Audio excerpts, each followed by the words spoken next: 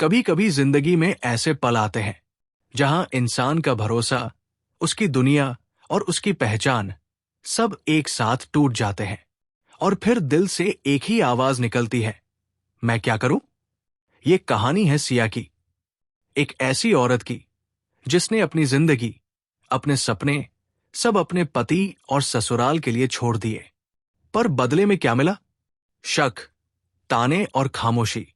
सुबह का वक्त था। रसोई से बर्तनों की हल्की हल्की आवाजें आ रही थी।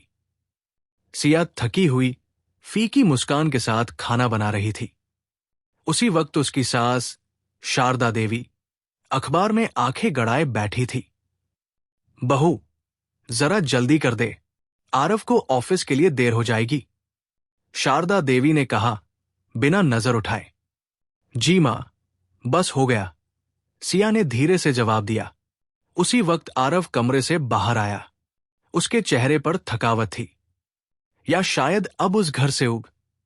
मां, नाश्ता मिला? शारदा देवी बोली। मिल जाएगा बेटा, पर बहू को जरा टाइम की समझ आनी चाहिए।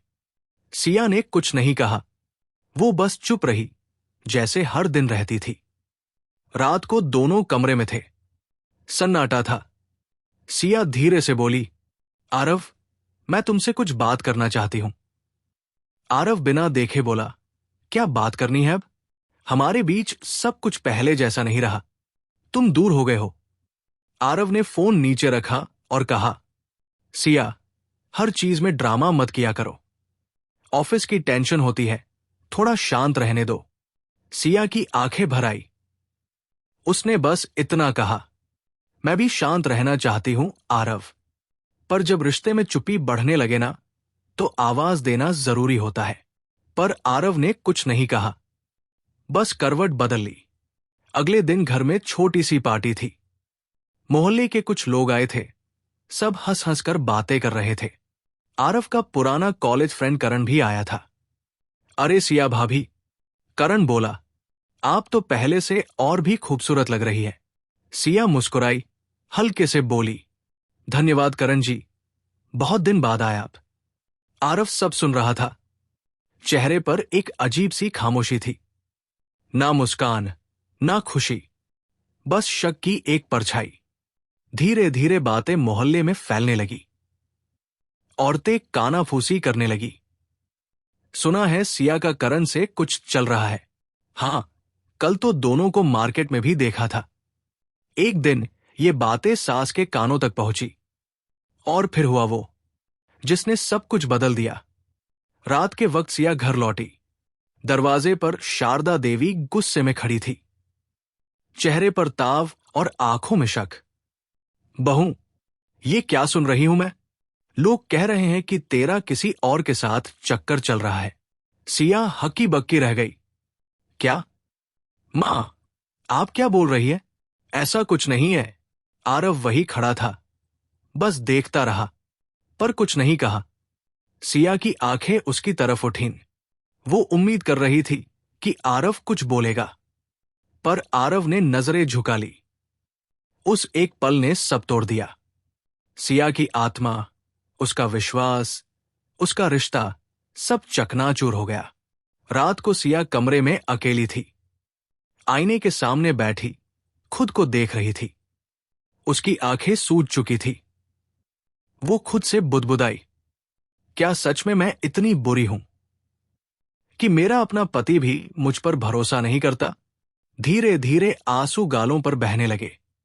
उसने आईने से कहा, सिया, तूने तो बस प्यार किया था, फिर तेरी सजा क्या है? कुछ देर बाद दरवाजा खुला। आरव अंदर आया। कमरे में सन्नाटा था। आरव ने धीरे से कहा, सिया। सिया ने कोई जवाब नहीं दिया। मुझे माफ कर दो, आरव बोला। लोगों की बातों पर यकीन करना आसान था, पर तुम्हारी आंखों को झूठा कहना बहुत मुश्किल है। सिया ने पहली बार उसकी ओर देखा। आंखों में दर्द और टूटे भरोसे की झलक थी। आरव, उसने कहा, मैंने हमेशा तुम्हारा साथ दिया, पर जब मुझे तुम्हारी जरूरत थी, तुम चुप रहे। तुम्हारी यही खामोशी मेरे लिए सबसे बड़ा इल्जाम बन गई। अगले दिन सुबह मोहल्ले के लोग फिर बातें कर रहे थे। सिया अब चुप नहीं थी। वो सबके सामने खड़ी हुई। हां, मेरा रिश्ता बदल गया है। सब लोग सन्न रह गए। वो आगे बोली, पर किसी और के साथ नहीं, अपने पति के साथ। क्योंकि जब उसने मुझ पर भरोसा करना छोड़ दिया तो हमारा रिश्ता वही खत्म हो गया। सन्नाटा छा गया। शारदा देवी की आंखों में आंसू आ गए। वो धीरे से बोली, बहू, माफ करना, शायद हम तुझे समझ नहीं पाए। सिया ने मुस्कुराते हुए कहा, जब रिश्तों में भरोसा मर जाता है तो कोई तीसरा नहीं, बस खामोशी रिश्ता तोड़ देती है। धीरे धीरे सब चले गए। सिया खिड़की के पास खड़ी थी। धूप चेहरे पर पड़ रही थी और उसके होठों से बस एक बात निकली, अब मैं जानती हूं, चुप रहना भी एक जवाब होता है। कभी कभी जिंदगी में धोखा किसी और से नहीं मिलता, बस उस शख्स से मिलता है जिससे हम सबसे ज्यादा उम्मीद करते हैं। अगर किसी रिश्ते में बात करना बंद हो जाए तो समझो भरोसा मर चुका है, और जब भरोसा चला जाए तो रिश्ता जिंदा रहकर भी अंदर से मर जाता है।